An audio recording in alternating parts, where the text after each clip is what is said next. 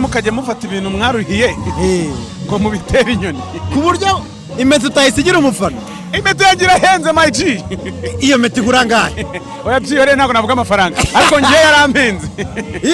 Wese wahaye umufana mikoro hari umufana ufite nk'akaraga kamera cyabyiyorere musaza impeta yanjye yarampenze none mbonye umusaza yunamye agiye kwitora ndabana arayijyanye bitarangiye magarika konseri ndavuga ni have mereza ko kantu biriya bintu byavuze abantu benshi bavuga bati byatumye bavuga bati Bruce Melody ntagashobotse n'impeta koko. Oya impeta yanjye irahenze ariko man yarampenze ngewe nisi ufite ikintu cyaguhenze uragifata ukakireka kikagenda tugatubona nk'abasitari bakomeye bafatana imyenda yabahenze bakayabafana bro. Nta uzacunge nka Jay-Z cyangwa se na ba Davido tuzi n'abandi batambara ibintu byoroheje ko agifata akagiye umuntu yamuha ibindi yamuguha ingofero yaguha imyenda ariko ibuye turaburi iriya mpeta watse umufana umbwira ati ntore niyo mpeta igitaramo gihagare kuba nturore impeta iri mu bihe biciwe ntabwo nabivuga ariko yarampenze ngewe